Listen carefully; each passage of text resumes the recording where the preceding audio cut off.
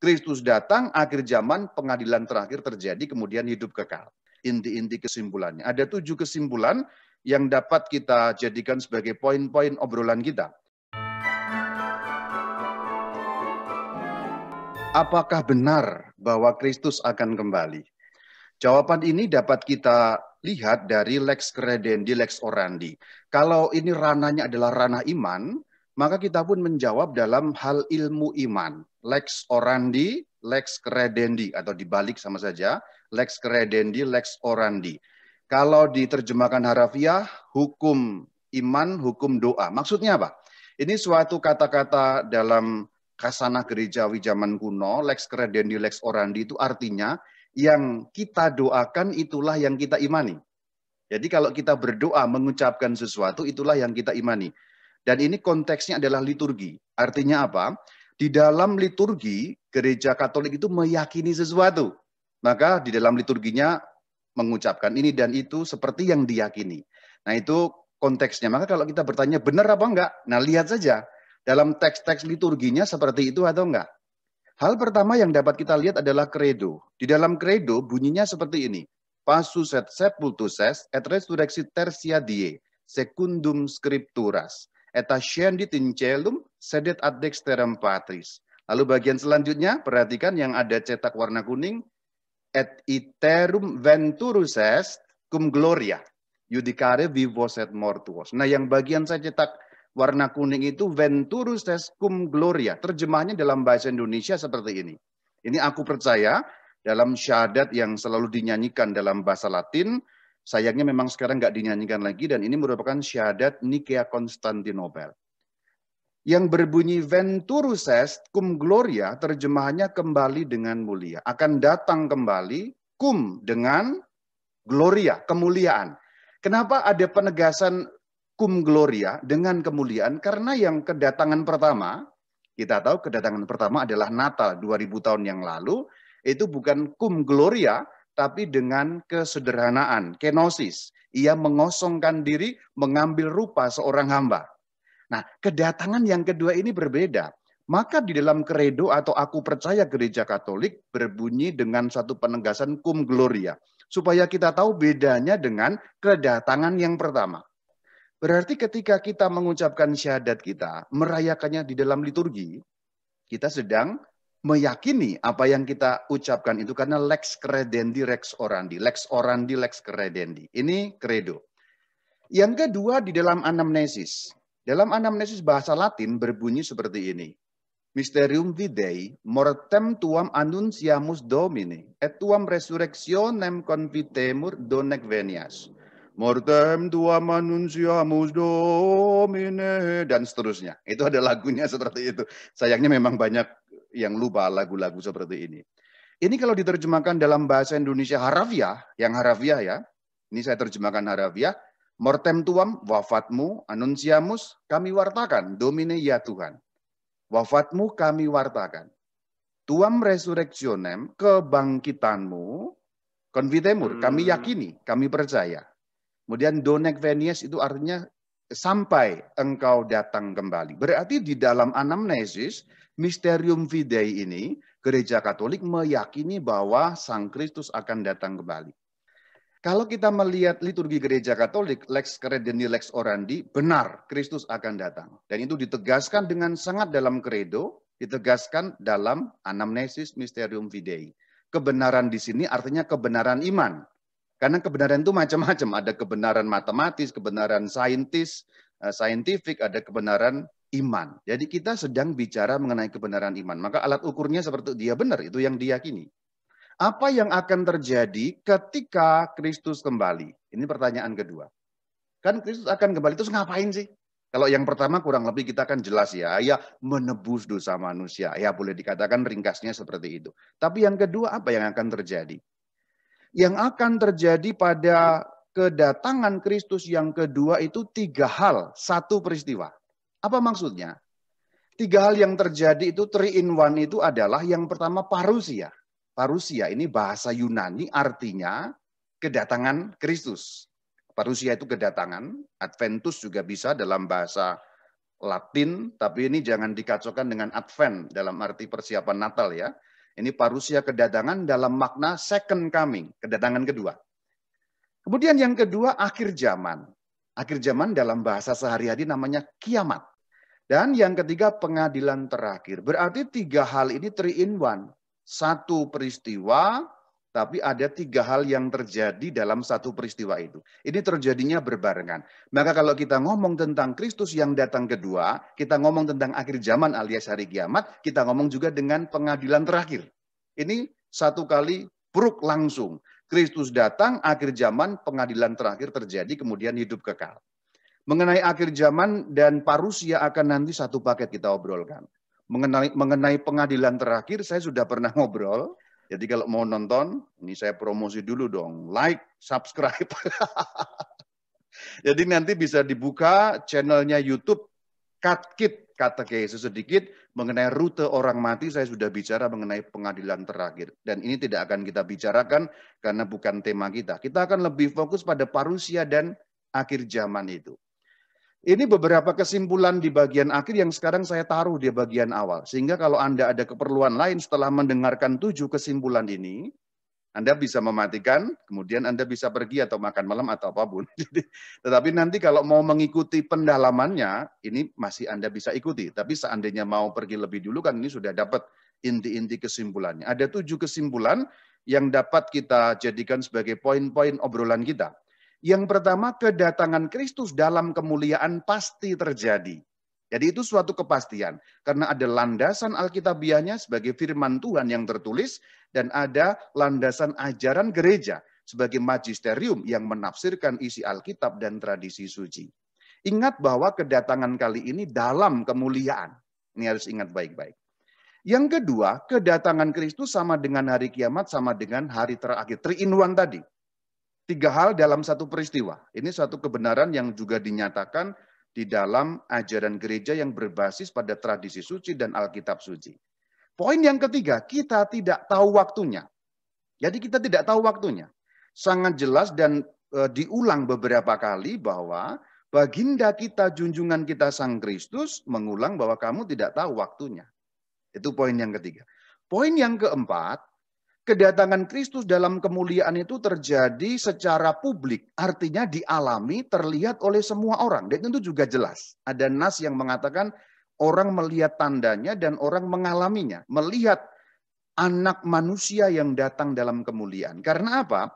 Ini merupakan suatu counter terhadap beberapa sekte-sekte miring, sekte-sekte non-Katolik, Kristen non-Katolik yang miring, yang mengatakan bahwa second coming itu sifatnya kadang-kadang diem-diem juga. Nah, gitu. Itu tuh ini gereja Katolik menegaskan dengan sangat bahwa itu enggak diem-diem, enggak diem-diem. Itu terlihat dialami secara publik oleh semua orang, segala bangsa. Poin yang kelima menarik sekali. Saudara-saudari, kalau pada kedatangan yang pertama Sang Kristus itu ditolak oleh bangsa Yahudi, orang Israel, kedatangan yang kedua ini akan didahului oleh satu, boleh dikatakan peristiwa bahwa bangsa Israel percaya akan Yesus sebagai Mesias. Kita nggak tahu bagaimana itu akan terjadi, dan gereja Katolik mengimani juga, meyakini ini, karena ada di dalam suratnya Rasul Paulus dan ditegaskan dalam ajaran gereja melalui KGK. Jadi yang dulu kepunyaannya yang menolak dia, pada akhirnya sebelum semuanya terjadi pada akhir zaman, yang menolak dia sebagai kepunyaannya itu akan menerima beliau sebagai Mesias, menerima Yesus Kristus Tuhan sebagai Sang Kristus. Namun untuk gereja juga disampaikan bahwa sebelum kedatangannya terjadi, sebelum parusia terjadi, sebelum kiamat, sebelum pengadilan terakhir, gereja mengalami ujian yang berat. Bahkan dikatakan akan ada apostasi besar-besaran. Apostasi itu kemurtadan besar-besaran. Banyak orang yang murtad dalam arti keluar dari gereja, menyangkal Yesus Sang Mesias, kedatangan antikristus dan lain sebagainya. Kalau kita ngomong tentang itu kemudian hubungannya dengan antikristus dan lain sebagainya itu. Yang terakhir, 1, 2, 3, 4, 5, 6, 7, kita perlu berjaga-jaga, bukan sibuk tanda petik ngitung. Karena ada sekte-sekte miring yang sibuknya malah ngitung. ngitung kapan terjadi, meramalkan ini, sampai berpendapat mengenai teknisnya bagaimana akan terjadinya kedatangan Kristus itu. Itu yang saya maksudkan dengan ngitung. Saya pakai bahasa Jepang, ngitung tanda petik, itu maksudnya bukan hanya soal hitungan, tahun kapan akan terjadi, tetapi juga mereka sibuk menghitung bagaimana tekniknya Tuhan itu datang. Nanti akan langitnya terbelah, Yesusnya datang melayang-layang diiringi dengan, wah mereka sampai bicara soal teknisnya itu. Padahal Alkitab sama sekali tidak bicara soal teknisnya. Ya bahwa diceritakan ada ini dan itu, iya. Tetapi itu bukan semata-mata harafiah literal, bagaimana teknisnya Tuhan akan turun. Ya terserah Tuhan mau teknisnya bagaimana, mau naik apa dan sebagainya. Hanya dikatakan memang dalam kemuliaan. Tapi seperti apa kemuliaan itu? Ya diiringi malaikat atau mau? Ya itu sudah jelas. Tapi bukan berarti harus dihitung nanti seperti ini, terbuka sekian kilometer kemudian, wah itu enggak seperti itu. Ada banyak orang sibuk ngitung, tapi Gereja Katolik mengatakan jangan sibuk ngitung hari tanggalnya, tahunnya dan sebagainya, sampai pada rinciannya, teknisnya akan seperti apa, tetapi yang paling perlu berjaga-jaga. Karena apa? Karena nomor 3, kita tidak tahu waktunya. Sangat banyak dalam Alkitab. Ini yang saya cuplik ini pun hanya malah tidak semuanya. Karena ternyata iman mengenai kedatangan Kristus yang kedua ini sangat diyakini dan memang juga disampaikan langsung oleh junjungan kita, baginda Yesus. Jadi Sang Kristus menekankan tidak hanya satu kali, tapi juga berulang beberapa kali disampaikan. Kemudian para rasul, termasuk Rasul Paulus, kemudian para bapak gereja pun juga, ini kalau disampaikan semuanya mereka meyakini itu. Yang pertama akan saya tampilkan yang menunjukkan 3-in-1-nya tadi. Ada di dalam Matius 25 ayat 31 dan seterusnya. Apabila anak manusia datang dalam kemuliaannya, dan semua malaikat bersama-sama dengan dia, maka ia akan bersemayam di atas tahta kemuliaannya. Perhatikan bahwa anak manusia itu menunjuk pada Yesus Kristus Tuhan. Datang dalam kemuliaannya. Venturus est cum gloria. Harus ingat ya, cum glorianya jangan lupa. The second coming itu dengan glory, itu dengan kemuliaan. Itu yang pertama, kita sudah lihat parusia. Dalam bagian selanjutnya, ayat 32, lalu semua bangsa akan dikumpulkan di hadapannya dan ia akan memisahkan mereka seorang daripada seorang, sama seperti gembala memisahkan domba dari kambing. Memisahkan, ini berarti dalam bahasa Yunani kritis, berarti menghakimi. Karena kamu di sana, kamu di situ. Nah ini berarti pengadilan terakhir. Poin yang kedua ada di ayat 32. Berarti sudah kita dapat parusia di ayat 31, pengadilan ada di ayat 32. Kemudian dikatakan dalam ayat 33 yang nyambung ke 34, ia akan menempatkan domba-domba sebelah kanan dan kambing-kambing sebelah kiri. Dan tibalah kita pada ayat 46 yang menegaskan bagaimana hidup yang kekal itu. Dalam arti setelah kiamat, setelah akhir zaman kan orang memasuki hidup yang kekal. Mereka ini, mereka yang dimaksud yang tadi itu, ada perpisahan kambing dan domba. Yang pertama disebut berarti kambing. Kambing-kambing ini, gambaran, akan masuk ke tempat siksaan kekal, neraka abadi, kematian yang kedua. Tetapi orang benar digambarkan dengan domba-domba ke dalam hidup yang kekal. Berarti ini ketiga, akhir zaman. Berarti kalau kita membaca Matius 25, 31 dan seterusnya, kita sudah mendapati dalam satu perikop kecil, 3-in-1 tadi, parusia, pengadilan terakhir, dan akhir zaman alias kiamat.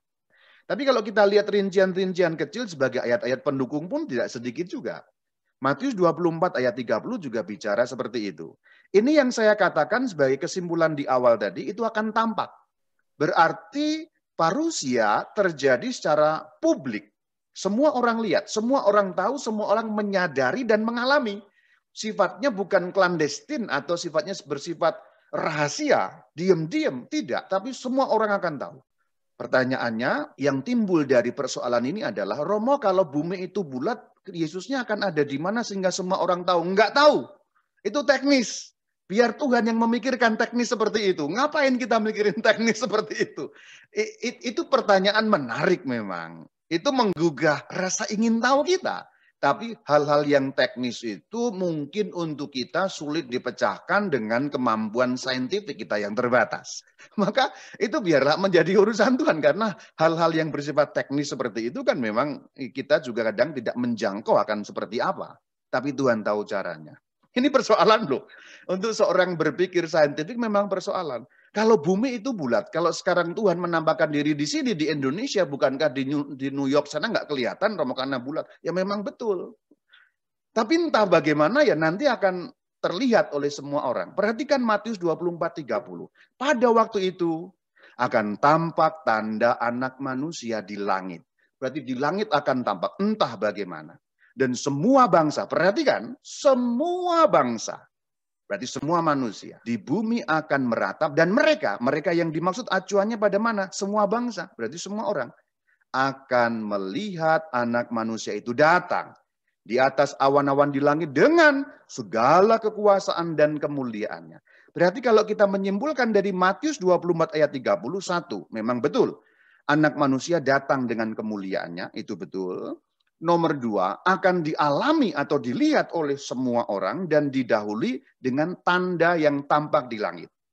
Berarti tandanya tampak dulu. Beberapa bapak gereja menafsirkan tanda ini sebagai tanda salib. Tapi tentu tidak ada kepastian karena itu adalah tafsiran. Tapi sangat mungkin tanda salib, karena yang menjadi tanda Anak Manusia apalagi selain tanda salib. Karena di dalam tanda salib itu adalah kemenangan Anak Manusia, Yesus Kristus Tuhan atas kuasa maut. Yang berarti penegasan atas kemenangannya pada akhir zaman. Bahwa itu terjadi umum dalam arti semua orang tahu, dan mengeliminasi pendapat-pendapat miring yang mengatakan bahwa kedatangan Sang Kristus sifatnya rahasia. Oh, tidak rahasia, saudara-saudari. Memangnya Yesus Kristus Tuhan kita backstreet mainnya? Kagak begitu, coy. Enggak. Maka sifatnya adalah langsung kelihatan oleh semua manusia. Lanjut sekarang ya. Lukas 17 ayat 30. Ini menegaskan sekali lagi. Demikian halnya kelak pada hari di mana Anak Manusia menyatakan diri. Berarti menyatakan diri, memperlihatkan supaya semua orang tahu. Ini penegasan sekali lagi. Lukas 21, 27 dengan segala kekuasaan dan kemuliaannya. Yohanes 6 ayat 40. Ini bicara mengenai akhir zaman. Yang percaya kepadanya beroleh hidup yang kekal, dan supaya aku membangkitkannya pada akhir zaman. Ini bicara mengenai bahwa kedatangan kemuliaan juga merupakan penghakiman dan akhir zaman. Yohanes 6, 40 menyoroti lebih khusus pada akhir zamannya. Kemudian Kisah Rasul 10 ayat 42 menyoroti sisi pengadilan. Pengadilan berarti Sang Kristus menjadi hakim atas semua manusia yang dikatakan orang-orang hidup dan orang-orang mati. Kita baca dalam Kisah Rasul 10 ayat 42 atau Kitab Praksis Apostolon. Dialah yang ditentukan Allah menjadi hakim. Dianya siapa? Yesus Kristus Tuhan. Selanjutnya, ini juga masih tentang menghakimi. Praksis Apostolon 17 ayat 31. Pada waktu mana ia, Yesus, dengan adil akan menghakimi dunia. Dikatakan dunia berarti semuanya. Semua orang tahu, semua orang melihat, semua orang dihakimi, tidak ada yang terkecuali. Roma 2 ayat 16. Ini juga dikatakan, hal itu akan nampak pada hari bila mana Allah sesuai dengan Injil yang kuberitakan akan menghakimi segala sesuatu oleh siapa? Frasa terakhir, oleh Kristus Yesus. Jadi penghakimannya oleh Kristus Yesus. Penghakiman Allah itu dilaksanakan oleh junjungan kita Yesus Kristus. Ada banyak ayat mengenai ini, masih belum selesai. 2 Tesalonika 2 ayat 8. Kita lihat bahwa pada waktu itu si pendurhaka, ini bicara mengenai juga lawan dari Tuhan, lawan dari Kristus. Dikatakan, tetapi Tuhan Yesus akan membunuhnya. Membunuh pendurhaka maksudnya. Antikristus juga kalimat lainnya, kata lainnya. Kalau ia datang kembali. 1 Timotius 6 ayat 14 dikatakan, jangan sampai bercacat dan bercela, dikatakan begitu. Jadi ini nasihat, jangan sampai bercacat dan bercela hingga pada saat Tuhan Yesus Kristus menyatakan diri. Jadi pernyataan diri sebagai bentuk penghakiman terakhir dan cum gloria tadi itu. Ini juga penghakiman ditegaskan lagi dalam 2 Timotius 4 ayat 1. di hadapan Allah dan Kristus yang akan menghakimi. Jelas sekali. Jadi siapa yang menghakimi akhir zaman itu jelas sekali. Bahkan sebenarnya siapa yang akan menghakimi pada akhir zaman ini juga diyakini oleh tetangga kita sebelah. Kita tidak sebut mereknya, tapi Anda tahu. Yakobus 5 ayat 7. Karena itu, saudara-saudara, bersabarlah sampai kepada kedatangan Tuhan. 1 Petrus, dikatakan, kamu bergembira, kamu boleh bergembira dan bersukacita. Karena apa? Karena datang cum gloria tadi. Karena beliau, Sang Kristus, datang menyatakan kemuliaannya. Bukan menyatakan kekalahan dan kekecilannya lagi, tapi menyatakan kemahabesarannya terhadap si jahat, yaitu setan tua alias naga alias iblis alias antikristus. Ayat-ayatnya banyak sekali. Nah itu tadi beberapa kutipan. Saya merunut dari awal-awal sampai pada surat Petrus. Sebenarnya kalau kita membuka pada kitab Wahyu juga ada beberapa ayat yang menyatakan itu. Ini ayat-ayat yang menyatakan mengenai landasan-landasan Alkitab bahwa benar Yesus Kristus akan datang kembali. Parousia, the second coming of Christ. Dan maka kalau kita meyakini dalam kredo, jelas sekali. Landasannya sangat kuat. Ini jauh lebih kuat daripada ajaran manapun dalam gereja. Ya. Setelah kita bicara mengenai landasan Alkitabiah, bahwa itu memang betul dinyatakan dalam firman Tuhan, sekarang kita bicara mengenai ajaran gereja. Yang mau tidak mau kita akan membuka katekismus gereja Katolik. Karena katekismus gereja Katolik merupakan perwujudan dari magisterium gereja. Yaitu tafsiran-tafsiran yang sah dan valid sesuai dengan iman Katolik atas Alkitab suci dan tradisi suci. Maka kalau kita membuka katekismus gereja Katolik itu merupakan sebenarnya tafsiran gereja yang resmi, yang valid, yang benar. Bukan tafsiran yang liar, yang kadang-kadang menggunakan ilmu comotologi dan cocokologi. Dua co itu loh, ilmu coco itu. Comot-comot dan dicocok-cocokin sehingga kemudian menyusun suatu teori-teori atau pendapat sendiri yang seakan-akan Alkitab bilang begitu. Itu terkait dengan ini ada banyak sebenarnya. Nanti di bagian terakhir akan saya kutip mengenai ajaran-ajaran miring itu. Saya kutip bagian awal teks-teks singkat atau teks-teks yang bagian terakhir sebenarnya. Bunyinya begini, KGK 680. Kristus Tuhan sekarang ini sudah memerintah melalui gereja. Apa artinya? Sekarang berarti zaman ini. Zaman setelah beliau naik ke surga, zaman yang kita alami ini, sebenarnya Kristus Tuhan sudah memerintah seluruh dunia karena segala kuasa di surga dan di bumi ada pada beliau. Tapi memerintahnya melalui gereja. Tetapi segala sesuatu di dunia ini belum ditaklukkan kepadanya. Jadi Sang Kristus sudah menang, tapi belum kemenangannya diambil secara paripurna. Belum total diambil. Sudah menang, bahasa gampangnya ini saya pakai bahasa gambaran, sudah menang, pertandingannya sudah menang, tapi pialanya itu belum diambil gitu. Ini bahasa Jepang tentu saja, gambaran. Dan setiap gambaran tentu punya kelemahan, tapi saya menggambarkan seperti itu.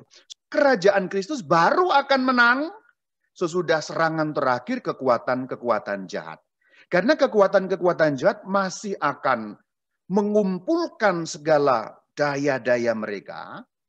Berarti nanti sebelum kedatangan Sang Kristus yang kedua, kekuatan jahat itu akan melawan sampai boleh dikatakan mereka tidak sanggup lagi melawan karena mereka mengumpulkan seluruh kekuatannya, tidak tersisa lagi dan menyerang dengan serangan terakhir yang dahsyat. Sehingga boleh dikatakan kekuatan jahat itu menjadi habis-habisan dan tidak bisa menyerang lagi dan kalahlah mereka. Kalau sekarang kekuatan jahat sudah habis-habisan atau belum? Belum. Maka dikatakan nanti baru akan terjadi serangan terakhir. Ini belum serangan terakhir, saudara-saudari. Serangan terakhir itu benar-benar Satanas alias iblis, setan alias naga atau ular tua itu, dia akan mengerahkan seluruh kekuatan yang dia mampu dan mereka mampu dengan bala tentaranya sampai mereka sendiri menjadi, bahasa gampangnya, hilang kekuatan karena kekuatannya sudah habis untuk menyerang dan tidak berhasil. Jadi tunggu, kita masih akan mengalami serangan yang dahsyat dari kekuatan-kekuatan jahat. Kalau sekarang Anda melihat kekuatan kejahatan yang tampaknya dahsyat sekali, Ini belum ada apa-apanya, saudara. Ini masih kecil, masih kecil. Pengantar, ini baru bab 1. Karena belum ada yang dinamakan kemurtatan besar, ya, apostasi yang besar. Karena kekuatan terakhir dari kekuatan jahat yang terkumpul, terfokus, akan sampai menimbulkan kemurtadan besar dalam gereja. Itu salah satu tanda yang jelas yang juga akan dijelaskan dalam ajaran gereja. 681, pada hari pengadilan, pada hari kiamat, Kristus akan datang dalam kemuliaannya. Nah, ini disebut 3 in 1 kan? Pengadilan, kiamat, datang dalam kemuliaan. Untuk menentukan kemenangan kebaikan. Pada hari pengadilan, pada hari kiamat, Kristus akan datang dalam kemuliaannya untuk menentukan kemenangan kebaikan secara definitif atas kejahatan. Yang dalam perjalanan sejarah hidup berdampingan bagaikan gandum dan rumput di ladang yang sama. Kita tahu dalam perumpamaan lalang dan gandum bahwa pada akhir zaman semua menjadi pilah. Pilah benar-benar Tuhan kita menegakkan secara definitif, artinya tidak mungkin lagi kalah, tidak mungkin lagi kejahatan itu berkuasa karena mereka juga seperti saya katakan tadi tanda petik kehabisan tenaga karena sudah menyerang habis-habisan mati sendiri boleh dikatakan begitu. Tentu karena mereka dikalahkan oleh Sang Kristus tapi dalam arti itu juga mereka menyerang habis-habisan. Jadi kemuliaan Kristus terjadi karena kejahatan hancur total dan sumbernya yaitu si jahat juga hancur total. 682. Kalau ia datang pada akhir zaman untuk mengadili orang hidup dan orang mati, Kristus yang dimuliakan dan menyingkapkan isi hati yang terdalam akan membalas setiap manusia sesuai dengan pekerjaannya. Tergantung pada apakah manusia itu menerima rahmat Tuhan atau menolaknya. Ini sedikit menyimpang tapi saya mau jelaskan. Kalau gereja Katolik bicara mengenai perbuatan manusia itu konteksnya ini, KGK 682. Jadi yang menyelamatkan itu bukan perbuatan kita, tapi memang rahmat Allah, gratis. Tetapi rahmat Allah itu diterima atau ditolak, nah itu yang dimaksud dengan perbuatan manusia. Jadi perbuatan manusia itu dinilai dalam arti apa? Menerima rahmat Tuhan atau menolaknya. Penebusan itu akan sampai kepada kita kalau kita terima. Kalau kita tidak terima, maka kita tidak selamat. Gampangnya kalau ada barang ya, ada satu barang ini misalnya, Queen menyerahkan kepada saya, untuk barang ini kepada saya sampai, itu harus apa? Kalau supaya sampai kepada saya, ya harus saya terima. Penebusan atau keselamatan dari Allah diserahkan, supaya sampai kepada saya berarti apa? Saya harus tanda petik bekerja. Bekerjanya saya apa? Menerimanya. Dan di luar Katolik kadang-kadang ada salah kaprah dikira gereja Katolik mengagung-agungkan perbuatan manusia atau pekerjaan manusia. Tidak. Pekerjaan manusia yang dimaksud selalu dalam gereja Katolik adalah perbuatan menerima rahmat Allah itu. Atau kalau kebalikannya berarti menolak. Itu konteksnya. Itu tadi ringkasan-ringkasan. Sekarang yang akan lebih jelas lagi. KGK 668, kenaikan Kristus ke surga berarti bahwa ia sekarang dalam kodrat manusiawinya ikut serta dalam kekuasaan dan wewenang Allah. Kalau dulu Kristus di dunia, beliau tidak berkuasa mutlak dalam kewenangan Allah. Tapi begitu naik ke surga, itu dikatakan Sang Kristus ikut serta dalam kuasa dan wewenang Allah. Kenapa? Karena beliau mempunyai segala kuasa di surga dan di bumi. Kita ingat bahwa sebelum kenaikan beliau ke surga, segala kuasa di surga dan di bumi telah diserahkan kepadaku. Dan juga dalam surat Efesus 21 dikatakan, Kristus jauh lebih tinggi dari segala pemerintah dan penguasa, dan seterusnya, dan seterusnya. Selanjutnya kalau kita mendalami KGK 673, kita lihat bahwa ada keterangan mengenai kita tidak tahu waktunya. KGK 673, sejak kenaikan ke surga, terbayanglah kedatangan Kristus dalam kemuliaan. Maksudnya terbayang itu bagaimana? Begitu Sang Kristus naik ke surga, murid-muridnya yaitu para rasul dan gereja awal, itu sudah selalu membayangkan Kristus datang dalam kemuliaan. Pengharapan mengenai Kristus datang dalam kemuliaan untuk mengalahkan total kuasa kejahatan juga sudah dimulai oleh para rasul. Bahasa gampangnya begini. Para rasul, terutama Santo Paulus sebenarnya mengharapkan bahwa kedatangan Kristus dalam kemuliaan itu terjadi pada zaman mereka. Mereka mengharapkan bahwa kedatangan Kristus dalam kemuliaan itu terjadi di dalam zaman mereka. Tapi karena Kristus berkata, kamu tidak tahu waktu dan masanya, mereka membayangkan, mengharapkan. Tapi tidak memastikan, tentu saja. Tidak seperti sekte-sekte miring, nanti tanggal sekian, hari sekian, bulan sekian, tahun sekian, akan datang Sang Kristus. Tidak pernah ada. Satu rasul pun, atau satu bapak gereja pun, menyatakan ramalan-ramalan konyol dan kosong seperti itu. Dan itu dikutip oleh KGK 673. Hanya saja kita tidak tahu masa dan waktu yang ditetapkan Bapa menurut kekuasaannya. Maka dalam KGK ini itu menggarisbawahi ayat-ayat Alkitab. KGK juga bicara mengenai kedatangan Kristus dalam kemuliaan jelas. Kita tidak tahu waktunya. Dua hal ini akan diulang-ulang terus. Bahkan Sang Kristus sendiri pun juga beberapa kali menyatakan ini. Dua hal ini. Akan datang, jelas, pasti, tapi kita nggak tahu waktunya. Kamu tidak tahu waktu dan masanya. Maka jangan ngitung-ngitung, nggak penting itu. Kemudian dalam Markus 13 ayat 32 juga beliau katakan, tentang hari atau saat itu tidak seorang pun tahu. Malaikat di surga nggak tahu. Anak pun tidak, hanya Bapa. Bapa adalah Allah sendiri. Kalau mengatakan putra itu firman Allah. Ini orang sering bingung, loh kok anak nggak tahu ya Romo? Bukankah Kristus adalah Tuhan? Kristus adalah Allah. Kristus adalah firman Allah. Bagaimana firman tahu kalau belum difirmankan? Ini sebenarnya mudah kalau Anda paham Trinitas. Ini sulit kalau Anda tidak paham Trinitas. Maka supaya paham Trinitas, nanti silakan buka. Ini sekarang promosi lagi. Tidak apa-apa ya. Supaya Anda paham Trinitas, apa itu Bapa, Putra, dan Roh Kudus. Apa itu artinya Yesus adalah Allah. Ini kan rumus-rumus yang perlu dijelaskan. Anda buka katekesis sedikit yang berjudul Tritunggal secara mudah. Itu akan saya jelaskan Bapa itu siapa, Putra siapa, Roh Kudus siapa. Terutama mengenai anak atau putra ini. Putra itu tahu ketika sudah difirmankan. Keluar dari hati Bapa. Ini saya pakai bahasa gambaran. Masih bingung? Dalami dulu Trinitas sehingga ayat ini menjadi mudah. Tanpa Anda memahami paling kurang duduk perkara Trinitas, ayat ini sulit Anda pahami. Itu yang dikutip tadi Kisah Rasul 1 ayat 7. Engkau tidak perlu mengetahui. Ini perkataan siapa? Baginda Yesus, jelas loh. Jadi nggak perlu tahu, sudah. Bahkan dikatakan bukan engkau tidak tahu, tapi engkau tidak perlu. Kamu fokus yang penting, jangan yang nggak penting. Nah itu kira-kira begitu.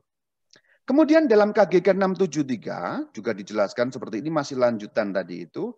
Kedatangan eskatologis. Ya, eskatologis istilah, eskaton, hal-hal terakhir.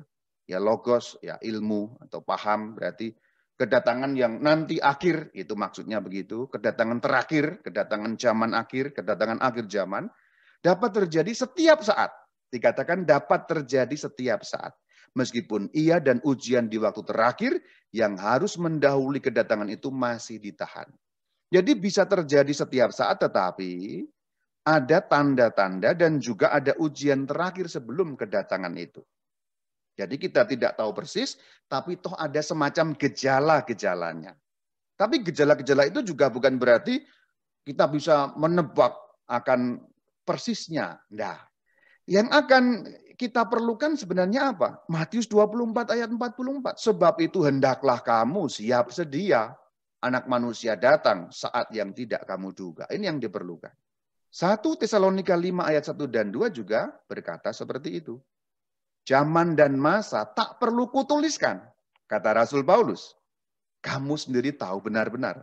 Tahu benar-benar itu bukan tahu waktunya, tapi tahu bahwa kita tidak tahu. Nah, coba cerna kalimatnya, ini makin malam. Kalimatnya bagus loh. Kalimatnya Rasul Paulus yang mengatakan kamu sendiri tahu benar-benar itu maksudnya adalah kamu tahu bahwa kamu tidak tahu. Itu maksudnya. Kamu tahu bahwa kita tidak berhak tahu mengenai zaman dan masanya gitu loh. Artinya itu. Jadi jangan ditafsirkan, loh menurut 1 Tesalonika 5 ayat 2 tahu Romo, itu tahu. Paulus mengatakan kamu sendiri benar-benar tahu. Itu penafsiran comotologi yang enggak jelas. Itu konteksnya kan kamu sendiri benar-benar tahu bahwa Sang Kristus sudah mengatakan kita tidak perlu tahu. Nah itu.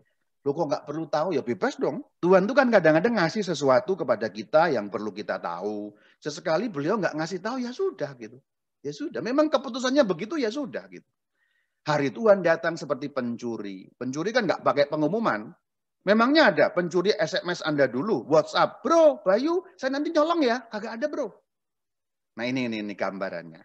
Kemudian dalam KGK 674 dikatakan kedatangan Mesias yang mulia atau dimuliakan pada setiap saat sejarah bergantung dalam hal ini. Bahwa, ini bagus saudara-saudari, ini ternyata gereja mengajarkan ini berbasis pada firman Tuhan dalam surat Roma.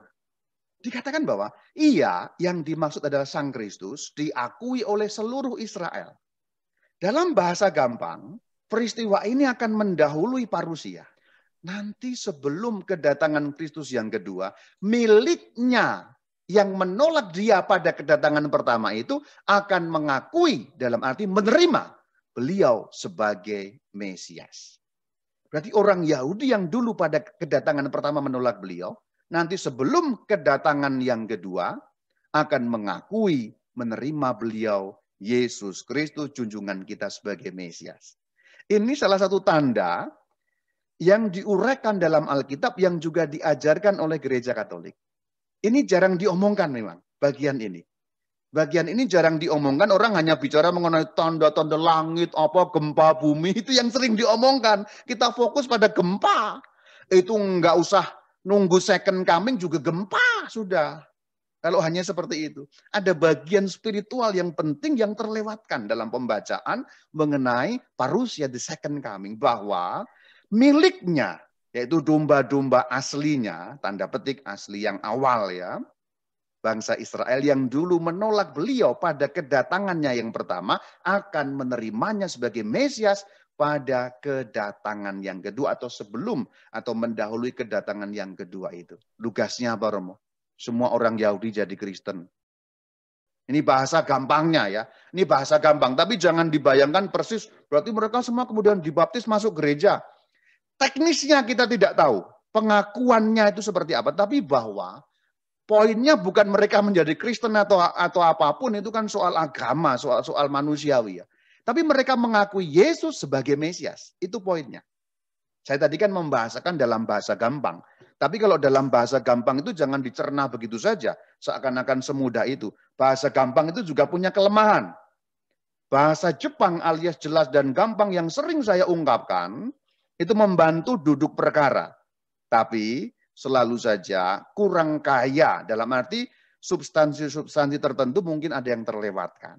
Jadi itu kelemahan bahasa Jepang juga saya sampaikan kepada saudara. Pendek kata, seluruh Israel mengakui Kristus sebagai Mesias. Jadi kemesiasan yang dulu ditolak, ini mengenai konsep kemesiasan Anda juga bisa buka katkit ini, supaya Anda tahu. Saya juga sudah bicara mengenai Mesias, konsep-konsep Mesias di dalam katkit. Intinya, konsep Mesias mereka yang dulu adalah Mesias kemenangan politik, tanda petik akan betul-betul diperbaharui konsepnya sehingga mereka menerima Kristus sebagai Mesias yang sejati. Ini ayatnya yang ditafsirkan oleh gereja dan kemudian juga disimpulkan dalam ajaran KGK 674 itu. Roma 11, 25, 26. Aku Paulus, kamu gereja. Agar kamu mengetahui rahasia ini. Rahasia ini, saudara. Sebagian dari Israel telah menjadi tegar. Itu menunjuk pada kedatangan yang pertama. Sampai jumlah yang penuh dari bangsa-bangsa lain telah masuk. Jadi kedatangan yang pertama Israel tegar, nggak terima Kristus sebagai Mesias. Memang ada yang menerima juga tentu saja. Tapi kemudian bangsa-bangsa lain telah masuk. Tapi setelah bangsa-bangsa lain masuk, kemudian jumlah yang penuh dari Israel itu juga akhirnya masuk dalam arti menerima Kristus sebagai Mesias. Ayat 26, dengan jalan demikian seluruh Israel akan diselamatkan. Jadi rutenya kemudian Israel sebagian menolak atau sebagian besar menolak. Bangsa-bangsa lain termasuk kita-kita ini juga malah masuk ke dalam kerajaan Kristus. Tapi kemudian menjelang akhir zaman nanti justru yang awalnya dulu menolak akan masuk juga. Nah ini dituliskan dalam KGK 674 bersumber dari firman Tuhan Roma 11, 25, 26. Kemudian Kisah Rasul 3 ayat 19 dikatakan, sadarlah dan bertobatlah. Ini penegasan dari yang tadi. Ini perkataan Rasul Petrus sekarang. Kalau tadi kan Rasul Paulus, Roma. Sekarang pernyataan Rasul Petrus. Kisah Rasul 3, 19, 20, 21. Sadarlah dan bertobatlah. supaya dosamu dihapuskan, agar Tuhan mendatangkan waktu kelegaan dan mengutus Yesus yang dari semula diuntukkan bagimu sebagai Kristus. Ingat konteksnya, jangan comotologi. Bagimu, mu yang dimaksud di situ bukan mu gereja, atau bukan mu goyim atau bangsa-bangsa lain. Mu dalam ayat 20, Kisah Rasul bab 3 itu, mu yang dimaksud adalah mu orang Israel, mu bangsa Yahudi. Karena konteksnya Rasul Petrus sedang bicara kepada bangsa Yahudi. Dikatakan dari semula Yesus sebagai Mesias untuk kamu betul awalnya gitu. Maka dikatakan Yesus yang dari semula diuntukkan bagimu, bagi Israel, bagi orang Yahudi sebagai Kristus, artinya sebagai Mesias. Lalu dikatakan Mesias itu, Kristus itu harus tinggal di surga sampai waktu pemulihan segala sesuatu. Pemulihan apa yang dimaksud? Konteks kecilnya adalah pemulihan Israel seperti yang ditanyakan para rasul di Praksis Apostolon bab 1. Pemulihan Israel berarti Israel menerima Sang Mesias. Karena dengan menerima Sang Mesias mereka dipulihkan. Karena Mesias adalah pembebas, penyelamat mereka. Jadi konteks kecilnya itu memang konteks besarnya pemulihan seluruh dunia. Tapi ingat bahwa jangan comotologi. Kisah Rasul 3 ini konteks bicaranya Rasul Petrus bicara dengan orang Israel di Yerusalem setelah hari Pentakosta. Nah itu gunanya belajar Alkitab itu supaya nggak dicomot-comot begitu saja. Bagimu berarti bagi kita. Asal bagimu terus bagi kita. Ya munya itu siapa? Konteksnya lihat dulu. Nah ini gunanya belajar Alkitab saudara-saudari. Nanti kalau bagimu berarti bagi kita Romo. Itu jadi gitu. Lanjut ya. Ini keterangan Rasul Paulus. Berarti klop, Rasul besar dua-duanya mengatakan hal yang sama dan itu memang ada dalam firman Tuhan tertulis Alkitab Suci. KGK 674, ini menegaskan sekali lagi yang tadi itu. Masuknya jumlah genap dalam tanda petik orang Yahudi, Roma 11-12, ke dalam kerajaan Mesianis langsung sesudah jumlah yang penuh bangsa-bangsa lain. Akan memberi kemungkinan kepada bangsa Israel untuk melaksanakan kepenuhan Kristus dan seterusnya. Maksudnya apa? Bangsa-bangsa lain atau goyim atau paganus, orang-orang kafir. Kita ini kan termasuk golongan goyim, bukan orang Israel, bukan orang Yahudi. Kita bangsa-bangsa lain, paganus, goyim, kafir. Tapi penuh dulu bangsa-bangsa lain. Jadi Sang Mesias diterima dulu oleh bangsa-bangsa lain, baru kemudian terakhir. Yang pertama akan menjadi terakhir itu maksudnya itu. Konteks besarnya itu. Awalnya Yahudi, gak terima. Bangsa lain, penuh dulu, balik maning. Balik lagi ke orang Yahudi. Pertama tapi jadi terakhir. Lanjut, KGK 675. Sebelum kedatangan Kristus, nah sekarang bicara mengenai gerejanya. Tadi kan bicara mengenai bagaimana Israel. Sebelum kedatangan Kristus berarti sebelumnya. Gereja harus mengalami ujian terakhir yang akan menggoyahkan iman banyak orang. Berarti ini terjadi kemurtatan besar. Kemurtadan besar, apostasi besar-besaran. Berarti memang akan ada ujian terakhir. Kenapa? Nyambung ke awal tadi. Si jahat dan bala tentaranya akan mengerahkan segala kemampuan mereka yang paling ampuh habis-habisan. Sehingga boleh dikatakan sampai tidak lagi tersisa kemampuan dan kekuatan mereka untuk menyerang kerajaan Kristus. Juga karena kekuatan si jahat itu dahsyat sekali. Sampai-sampai orang-orang yang suam-suam kuku. Nah ini konteksnya ke kitab Wahyu sekarang. Kamu kalau suam-suam kuku akan dimuntahkan itu begitu. Kalau iman kita hanya suam-suam kuku, kalau nanti terjadi ujian terakhir, mental kita ini. Mental. Maka kitab Wahyu mengatakan siapa yang bertahan sampai kesudahannya akan kuberi mahkota kehidupan. Jadi kalau Anda hanya suam-suam kuku, mental. Mental saudara.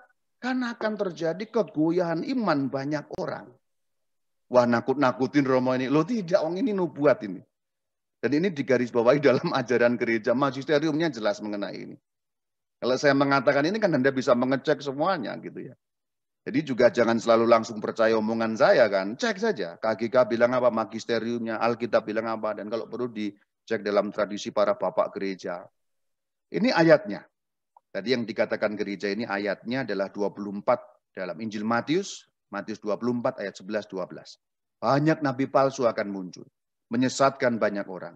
bertambahnya kedurhakaan. Kasih kebanyakan orang akan menjadi dingin. Nah, ini konteksnya menjadi dingin justru karena yang dikatakan kemurtadan besar.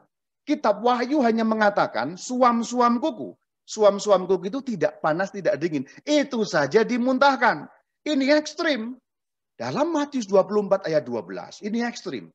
Bukan hanya suam-suam kuku, tetapi menjadi dingin. Berarti parah sekali. Lukas 18 ayat 8. Aku berkata kepadamu. Stop. Kalau ada perkataan aku berkata kepadamu itu garis bawah tebal. Pakai stabilo. Karena kata aslinya berbunyi dalam bahasa Latin. Amen, amen, diko vobis. Terjemahannya, aku berkata kepadamu itu amen, amen, diko vobis. Benar, benar, benarnya benar. Catat baik-baik. Itu kira-kira begitu. Ia akan segera membenarkan mereka. Akan tetapi, jika anak manusia itu datang, adakah ia mendapati iman di bumi? Ini konteksnya ini. Konteksnya adalah nanti kalau beliau datang dalam parusia, berapa yang dari anggota gereja ini yang masih setia kepadanya? Karena konteksnya adalah kemurtadan besar. Ujian terakhir, kekuatan kuasa jahat mentok sehingga menghancurkan gereja sampai ke akar-akarnya. Jadi yang dimaksudkan itu, menggoyahkan iman banyak orang. Apakah gereja bertahan? Tentu bertahan. Karena sudah disabdakan Matius 16. Tidak akan alam maut menguasainya. Ayat 18, 19, 20 itu. Jadi memang luka parah, tetapi bertahan. Ada banyak yang hancur, memang betul anggota-anggotanya. Karena apa? Menjadi dingin. Karena apa? Apakah anak manusia mendapati iman di bumi? Masih ada enggak imannya? Gitu. Kemudian dalam KGK 675 dikatakan, kebohongan religius yang paling buruk datang dari antikristus. Artinya dari mesianisme palsu. Di mana manusia memuliakan diri sendiri sebagai pengganti Allah dan Mesias yang telah datang dalam daging. Nah ini untuk Anda yang mencari-cari arti antikristus. Kalau orang bicara mengenai antikristus kan seringkali heboh-heboh. Lalu menafsirkan, ngitung. Nah tanda petik ngitung lagi. Itu tokohnya, itu peristiwanya. Padahal dalam tafsiran gereja, KGK 675, antikristus itu artinya apa? Mesianisme palsu. Manusia memuliakan diri sendiri. Dan juga kalau kita membuka surat Yohanes, antikristus bukan satu tokoh. Memang ada satu tokoh yang dikatakan, tapi juga dikatakan banyak antikristus. Berarti ada, boleh dikatakan dua kategori antikristus. Pertama kategori yang hebat luar biasa, itu si ular tua itu sendiri, dan antikristus tanda petik kecil-kecilan itu. Berarti Anda pun bisa menjadi antikristus kalau memuliakan diri sebagai pengganti Allah. Jadi kalau mengartikan antikristus itu nggak usah yang wah spektakuler hebat-hebat seperti kebanyakan pengkhotbah yang sana-sini yang waduh kayak omong jualan jamu. Si ini antikristus, si itu. Bahkan kadang-kadang ada yang paus itu antikristus. Anda antikristus kalau memuliakan diri sendiri sebagai pengganti Allah. Lo ngomong gitu ada landasannya. KGK 675 ini loh. Memang ada dua macam antikristus yang saya katakan tadi. Yang besar yaitu si ular tua itu sendiri. Dan dikatakan banyak antikristus. Nanti saya kutip ayatnya. 2 Tesalonika 29 ayat 11. Kedatangan si pendurhaka pekerjaan iblis. Nah iblis. Disertai rupa-rupa perbuatan ajaib ini mengacu pada kemurtadan besar tadi. Jadi iblis mengerahkan kekuatannya sehingga sampai ada ajaib, tanda, mujizat tapi palsu. Nah gitu. Rupa-rupa tipu daya dan seterusnya dan seterusnya. Ini yang mengacu pada ujian terakhir tadi. Nah ini perhatikan yang saya katakan tadi ini. 1 Yohanes 2 ayat 18. Seorang antikristus akan datang. Seorang kan. Tapi kemudian dikatakan sekarang telah banyak. Berarti ada dua kategori. Seorang antikristus akan datang. Nah ini mengacu memang pada iblis. Si ular tua. Akan berarti mengacu pada akhir zaman. Tetapi sekarang telah banyak antikristus. Maka saya katakan Anda bisa jadi antikristus. Banyak antikristus. 1 Yohanes 2 ayat 22. Siapakah pendusta itu? Yang menyangkal bahwa Yesus adalah Kristus. Dia itu antikristus. Siapa? Yang menyangkal baik Bapa maupun Putra. Berarti antikristus itu dikaitkan dengan iman kepada Allah. Yaitu Allah Tritunggal, Tuhan kita. Kalau orang yang menyangkal baik Bapa maupun anak, itu antikristus. Berarti kalau Anda karena jabatan contohnya, Anda menyangkal Bapa maupun Putra, Anda antikristus. Karena perkawinan contohnya, Anda menyangkal Bapa maupun Putra, Anda antikristus. Loh kok landasannya apa? Tadi itu loh, banyak antikristus. 2 kategori, jangan lupa. Berarti apa yang dikatakan sang penyesat itu tidak mengakui bahwa Yesus Kristus datang sebagai manusia. Jadi dikaitkan dengan menolak Yesus. Berarti apa? Kemurtadan besar. Itu konteksnya. Lanjutannya. Ini sekarang mengenai kosmos. Kosmos itu bukan rice cooker ya. Enggak ada. Ini bukan endorse. Kosmos itu berarti alam semesta. Tadi kan mengenai orang Yahudi, terus gereja bicara mengenai gereja itu sendiri, sekarang gereja bicara mengenai kosmos, alam raya. KGK 677, sesudah keguncangan kosmis yang terakhir, dunia ini akan lenyap. Berarti dunia material ini lenyap. Maka dalam bentuk pengadilan terakhir akan terjadi kemenangan Allah, dan seterusnya, dan seterusnya. Perhatikan bahwa dalam 2 Petrus 3 ayat 12-13, itu jelas. KGK 677 mendasarkan diri pada 2 Petrus 3 ayat 12-13. Berarti dunia ini akan lenyap. Tapi bukan berarti lenyap hilang, tetapi akan digantikan langit dan bumi yang baru. Apakah bentuknya seperti ini kita, Romo? Kita tidak tahu persis. Apakah punya ruang dan waktu, Romo? Kita tidak tahu persis. Kalaupun ada ruang dan waktu, pasti beda dengan ruang waktu duniawi sekarang. Karena nyatanya nanti memang ada kebangkitan badan. Berarti kita berbadan lagi. Tapi badan kita, badan kebangkitan, badan yang dimuliakan. Berarti sifat-sifatnya sama sekaligus berbeda. Berarti dunia baru setelah kehancuran dunia ini, yang sekarang ini, material ini, adalah dunia yang kemungkinan besar sama tapi sekaligus berbeda. Samanya kita mengenal seperti dunia, tapi mungkin dalam bentuk ekstrim dalam hal keindahan dan kesempurnaannya. Kita baca 2 Petrus 3 ayat 12-13. Pada hari itu langit akan binasa karena api. Langit binasa. Berarti menggambarkan hal-hal yang di atas planet, apa meteor, apapun itu. Unsur-unsur dunia akan hancur karena nyalanya. Hancur jelas. Tetapi ayat 13 kebalikannya, kita menantikan langit dan bumi yang baru. Ini teknisnya tidak dijelaskan. Karena mungkin memang otak kita juga belum sanggup menggambarkan seperti apa bumi yang baru itu. Ya Tuhan juga tidak katakan teknisnya. Persisnya itu bagaimana nanti. Tapi bahwa jelas akan ada dunia yang menggantikan dunia yang material yang bisa hancur ini. Dunia ya ini kan sementara, dalam kesementaraannya. Nah nanti apakah dunia yang lama ini semacam tanda petik disempurnakan, diubah, kita tidak tahu. Tapi bahwa akan ada dunia yang baru.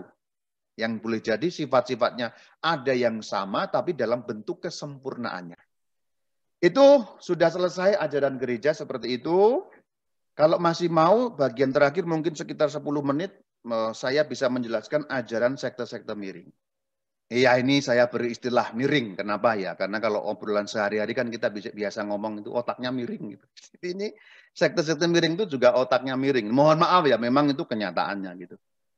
Yang pertama ini, milenarisme atau milenarianisme. Ini ditolak dalam gereja bahkan sampai dituliskan masuk di dalam KGK. Ini landasan mereka ya, landasan mereka yang sering dikutip menggunakan ilmu comotologi dan cocokologi itu. Wahyu 20 ayat 1, 2 dan seterusnya. Lalu aku melihat seorang malaikat turun dari surga. Ia menangkap naga si ular tua itu, yaitu iblis dan Satan. Dan ia mengikatnya 1000 tahun lamanya. Nah, kata 1000 tahun lamanya ini kan milenial ya, milenial.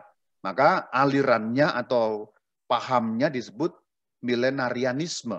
Dari kata milenium berarti 1000 tahun.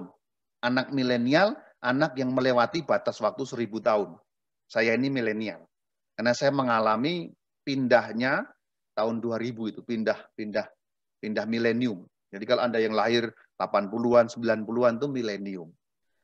Lalu melemparkannya ke dalam jurang maut dan menutup jurang itu dan memeteraikan di atasnya supaya ia jangan lagi menyesatkan bangsa-bangsa sebelum berakhir masa 1000 tahun itu. Kemudian daripada itu ia akan dilepaskan untuk sedikit waktu lamanya. Aku juga melihat jiwa-jiwa mereka yang telah dipenggal kepalanya karena kesaksian tentang Yesus dan karena firman Allah. yang tidak menyembah binatang itu dan patungnya, dan yang tidak juga menerima tandanya pada dahi dan tangan mereka. Dan mereka hidup kembali dan memerintah sebagai raja bersama-sama dengan Kristus untuk masa 1000 tahun. Ini paham mereka dari ayat-ayat kitab Wahyu 20 tadi ini. Jadi gampangnya paham ini begini. Sebelum akhir zaman, sebelum parusia, Kristus akan datang, kemudian memimpin, gampangnya memimpin dunia, menjadi presiden seluruh dunia atau menjadi raja seluruh dunia. Lalu orang-orang benar memerintah bersama Kristus. Nah setelah 1000 tahun lamanya kejadian seperti berarti dunia itu damai sejahtera, aman, nggak ada perang dan sebagainya. Karena apa? Karena presiden seluruh dunia adalah Kristus. Karena raja, bukan hanya presiden ya, tapi raja, maharaja. Raja di raja seluruh dunia itu Yesus Kristus. Yang memerintah bersama dengan orang-orangnya, suci. Orang-orang yang suci, orang-orang yang ikut pada ajarannya. Berarti dunia damai sejahtera. Itu 1000 tahun. Itu digambarkan dengan setan diikat. Mengikat selama 1000 tahun. Jadi nggak ada yang menggoda. Jadi orang jadi baik-baik. Lalu nanti setelah 1000 tahun dilepas. Nah, itulah yang terjadi dengan yang tadi kemurtadan besar dan sebagainya. Itu ajaran mereka. Ajaran mereka berarti sebelum parusia akan ada waktu harafiah bahwa Kristus turun ke bumi lalu menjadi raja 1000 tahun dalam arti harafiah. Gereja menganut seperti itu, Romo? Gereja Katolik? Tidak. Karena gereja Katolik arti angka-angka dan sebagainya dalam kitab Wahyu itu tidak bisa diartikan comotologi begitu. Kitab Wahyu dari awal sampai akhir semua adalah kitab dengan angka-angka dan makna-makna simbolisme. Jadi tidak ada yang harafiah. Atau sangat sedikit yang harafiah. Maka kerajaan 1000 tahun ini tidak bisa diambil harafiah. Bahwa benar-benar Yesus Kristus nanti akan memerintah 1000 tahun. Para bapak gereja mengartikan 1000 ini sebagai angka yang banyak. Angka yang banyak berarti waktu yang lama.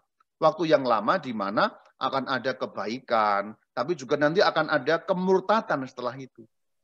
Jadi angka 1000 tahun ini untuk aliran milenarianisme, untuk mereka harafiah, tapi untuk gereja Katolik tidak. Ditolak ajaran seperti itu. Itu ajaran baru-baru ini. Tidak ada bapak gereja yang mengajarkan seperti itu. KGK 676, gereja telah menolak. Ya, ini jelas sekali. Yang dimaksud gereja Katolik ya. Gereja telah menolak pemalsuan kerajaan yang akan datang. Juga dalam bentuknya yang halus yang dinamakan milenarisme. Tetapi terutama dalam bentuk politis dari mesianisme sekular dan seterusnya. Berarti Yesusnya digambarkan seperti Yesusnya gambaran Yahudi awal. Yaitu yang menggambarkan Mesias sebagai Mesias politis. Benar-benar nanti menang secara politis menjadi raja di dunia ini betul-betul 1000 tahun. Justru bukan itu.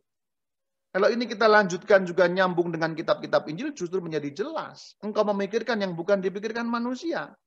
Mesias datang bukan untuk itu gitu loh. Bukan untuk menjadi raja itu. Maka ini tidak cocok dengan keseluruhan warta Injil tentang Sang Mesias. Tapi memang ada yang mengajarkan. Ayatnya ada. Ya ayatnya ada tapi kan bukan seperti itu pengertiannya. Ini kan soal mengartikan interpretatio. Interpretatio penafsiran Alkitab. Penafsiran yang benar tentang kitab Wahyu tidak ada yang harafiah. Berarti nanti kalau ada kuda putih muncul berarti ada kuda beneran yang nggak begitu. Ini bukan harafiah gitu loh. Bukan sesuatu yang harafiah. Maka 1000 tahun angka di situ juga bukan angka yang sifatnya harafiah. Satu lagi rapturisme. Ya ini dari kata Inggris ya rapture ya. Ya saya terjemahkan literal saja rapturisme. Atau saya punya istilah jahil, culikisme. Nanti Anda yang setia pada Kristus, intinya begini. Pada suatu titik entah kapan, Yesus Kristus akan datang secara rahasia. Kemudian tanda petik menculik orang-orangnya yang setia, diangkat dulu. Supaya terbebas dari serangan tadi itu. Sehingga ketika ada serangan atau tribulatio, penganiayaan yang hebat yang menyebabkan kemurtadan tadi, orang-orangnya selamat karena sudah diculik. Ya, ini culikisme ini sebenarnya. Jadi kalau kita ini setia pada Yesus Kristus, nanti diam-diam pada suatu malam, dung dung dung dung dung dung dung dung dung dung dung dung dung, kita diculik oleh Yesus Kristus, diamankan ke surga supaya jangan terkena kemurtadan besar, penganiayaan besar dan lain sebagainya. Itu inti dari rapturisme, culikisme. Yesus sebelum datang kedua, datang dulu nyelip. Datang dulu rahasia untuk nyulik kita, supaya kita selamat. Nah ini yang dikutip oleh mereka seringkali. Matius 24, 40 dan seterusnya. Satu orang dibawa, yang lain ditinggalkan. Ada dua orang, seorang dibawa, yang lain ditinggalkan. Tapi ini kalau kita baca konteksnya, kan bukan ngomongin tentang itu. Ini bukan ngomongin tentang nanti Yesus datang rahasia. Ngumpet, nyulik kamu. Kagak ada. Ini konteksnya adalah penghancuran Yerusalem pada waktu itu. Kemudian juga 1 Tesalonika 4 ayat 16 dan seterusnya ini juga dikontekskan begitu. Pada waktu tanda diberi dan seterusnya. Maka Tuhan sendiri akan turun dari surga. Mereka yang mati akan bangkit lebih dulu. Ayat 17. Sesudah itu, kita yang hidup, yang masih tinggal, akan diangkat bersama-sama dengan mereka. Wah, diangkat tadi itu. Diculik gitu. Menyongsong Tuhan di angkasa. Masalahnya adalah Rasul Paulus ketika bicara dalam 1 Tesalonika bab 4 ini bukan bicara pertama-tama mengenai akhir zaman, tetapi pertama-tama mengenai nasib orang yang telah meninggal dan merupakan suatu peneguhan kepada orang yang masih hidup. Kamu punya harapan loh, saya kasih tahu seperti ini. Dan Rasul Paulus bukan sedang berbicara mengenai tekniknya, bagaimana Tuhan mau datang nanti. Ini bukan berarti manual. Nanti datangnya seperti ini loh, ditiup dulu. Tuhannya turun. Tuhan salah Tuhan. Enggak begitu, manualnya begini. Seakan-akan Tuhan harus mengikuti manual seperti ini. Bukan. Ini suatu kegambaran. Sekali lagi, ini suatu gambaran. Bukan suatu manual harafiah nanti akan seperti itu. Bahwa betul Tuhan akan datang, akan dibangkitkan itu iya. Tapi teknik terjadinya, how to-nya, itu tidak selalu berarti persis seperti ini. Dan ini juga tidak dikatakan bahwa Tuhan akan datang rahasia, tidak ada. Bagi penganut rapturisme, culikisme ini semua sifatnya rahasia. Jadi maksudnya sebelum kedatangan yang kedua tadi itu, Tuhan datang ke angkasa, tapi yang hanya tahu ya mereka yang diangkat ini saja. Maka dikatakan kita diangkat, menyongsong Tuhan. Berarti Tuhannya di angkasa, nggak kelihatan. Nggak ada yang tahu kecuali kita yang diangkat, yang diculik tadi itu. Menurut rapturisme seperti itu. Tapi jelas kalau kita membuka Injil Matius tadi sudah kita jelaskan, semua mata melihat, semua bangsa melihat. Berarti ini batal dengan sendirinya pendapat yang ini. Demikian saudara-saudari, maka saya sampaikan ajaran yang lurus sekali lagi sebagai ulangan dari awal tadi. Kedatangan Kristus dalam kemuliaan pasti terjadi. Kedatangan Kristus Yesus itu hari kiamat, pengadilan terakhir, 3 in 1. Tapi kita tidak tahu waktunya. Dan yang keempat, semua orang, publik, segala bangsa melihat, mengalami. Yang kelima, bangsa Israel akan percaya bahwa Yesus Mesias. Tapi sebelum kedatangannya, gereja mengalami ujian sehingga banyak kemurtadan. Dan untuk kita sekarang, kita perlu berjaga-jaga. Karena apa? Tidak tahu waktunya dan tidak perlu tahu. Bukan sibuk ngitung, baik ngitung waktunya, baik ngitung tekniknya atau how to-nya. Ngitung waktu, ngitung how to, ya, waktu, how to, itu kerjaan orang-orang kurang kerjaan itu. Yang menggunakan ilmu 2 comotologi dan cocokologi. Maka kalau kita ikut ajaran Katolik yang lurus, jangan miring, yang paling penting berjaga-jaga. Artinya apa berjaga-jaga? Jangan dingin, jangan menjadi dingin. Suam-suam kuku saja tidak boleh. Maka harus ada kekudusan dalam hidup kita. Semoga pengajaran mengenai parusia menguatkan iman kita. Shalom Aleichem.